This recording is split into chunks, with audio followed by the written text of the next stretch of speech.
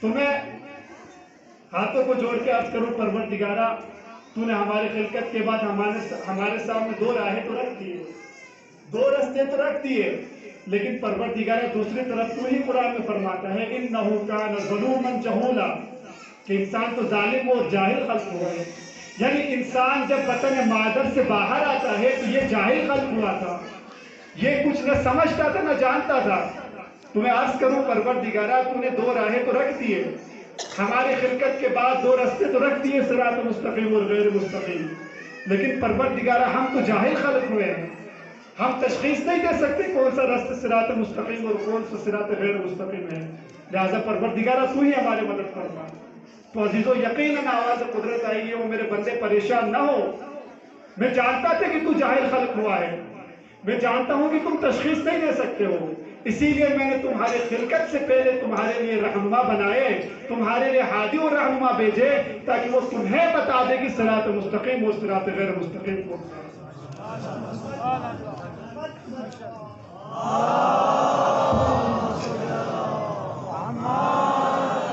ہم تشخیص نہیں دے سکتے تھے، اسی لیے ہمارے لیے ہادی اور رہنما بھیجے.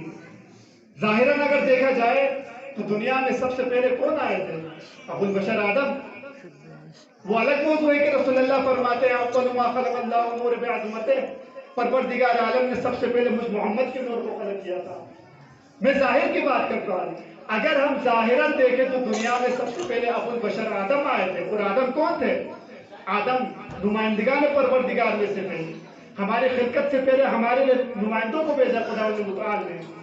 آواز قدرت آئی، پریشان نہ ہو، تم تشخیص نہیں دے سکتے تھے، اسی لیے میں نے تمہاری رہنمائی کے لیے 1,24,000 انبیاء کو بھیجے، ختمی مرتبت کو تمہارے لیے بھیجا، 4 آسمانی کتب کو تمہارے لیے بھیجا، ائمہ علیہ السلام کو تمہارے لیے بھیجا. اب یہ تمہارے ذوق کی بات ہے کہ ان حاجیان دین سے کتنا دین لیتے ہو اور کس قدر صراط مستقیم پر قدم رہتے ہو. خداوند متعال نے تو ہماری ہدایت کا پورا انتظام کر رکھا ہے. اب یہ ہم پر ڈیپینڈ ہے کہ ان حاجیان دین سے کتنا دین لیتے ہیں اور کس قدر معرفت خداوندی حاصل کرتے ہیں. میں ہاتھوں کو جوڑ کے عرض کروں کہ آج ہمارا جوان دین کے کتنے قریب ہے. سوال پوچھتا ہوں، میں سوال پوچھتا ہوں کہ آج ہمارے جوان دین کے کتنے قریب ہیں، قرآن کے کتنے قریب ہے، کتنے انبیاء کی سیرت کو پڑھ چکا ہے، کس امام کو اپنے لیے رول ماڈل بنا رہا ہے. ہمارے معاشرے کا سب سے بڑا المیہ یہی ہے کہ آج ہمارا جوان اداکاروں کو تو اپنا رول ماڈل بنا رہا ہے، میری بہنیں ڈیزائنرز کو تو اپنا رول ماڈل بنا رہی ہے، لیکن جس ہستی کو قرآن نے رول ماڈل بنانے کا حکم دیا ہے اسے فراموش کر رکھا ہے. قرآن کیا کہتا ہے؟ لقد کان لکم فی رسول اللہ اسوۃ حسنہ، کہ مسلمانوں، اے مومنوں، اگر تم نے اپنے لیے رول ماڈل بنانا ہے، اسوہ قرار دینا ہے تو ذات گرامی رسول اللہ کو قرار دو. میری بہنیں جناب زہرا کو اپنے لیے رول ماڈل قرار دیں.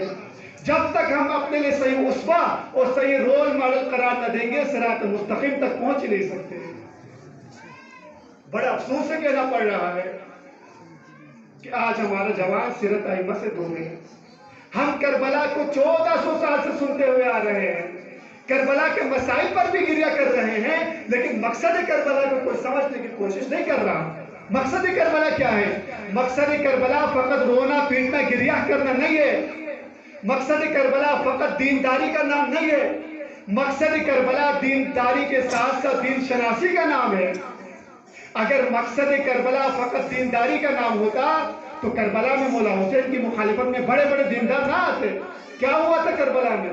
بڑے بڑے دیندار، بڑے بڑے حاجی، بڑے بڑے نوازی، بڑے بڑے روزے دار، بڑے بڑے قارئین کرام، بڑے بڑے حافظین قرآن مولا حسین کی مخالفت میں کھڑے ہوئے تھے. کیوں؟ اس لیے کہ وہ دیندار تو تھے لیکن دین شناس نہ تھے، معرفت نہ تھی ان میں. کربلا میں 3 چیزیں تھی، یاد رکھیے گا. پہلی چیز معرفت، دوسری چیز عقیدہ اور تیسرا چیز عمل. اور اگر میں یوں کہوں کہ خداوند متعال نے ہمارے جسم کے بھی 3 حصے کیے ہیں. پہلا حصہ ہمارا سر جس میں دماغ رکھا ہے، دوسرا حصہ ہمارا تن جس میں ہمارے قلب اور دل کو رکھا ہے، تیسرا حصہ ہمارے اعضاء و جوارح. کہنا یہ چاہتا ہوں عزیزان گرامی، اپنے دماغ کے ذریعے معرفت حاصل کریں، اپنے قلب کے ذریعے عقیدے کو مضبوط کریں اور اپنے اعضاء و جوارح سے عمل صادر کریں. جب تک یہ تینوں چیزیں آپس میں نہ مل جائے کربلا سمجھ میں نہیں آنے والی ہے. ان تینوں چیزوں کو ملانا ہوگا. فقط کربلا کربلا کہنے سے کربلا سمجھ میں نہیں آئے گا. آپ کو عمل بھی کرنا ہوگا, عقیدہ بھی مضبوط رکھنا ہوگا, معرفت بھی حاصل کرنی ہوگی.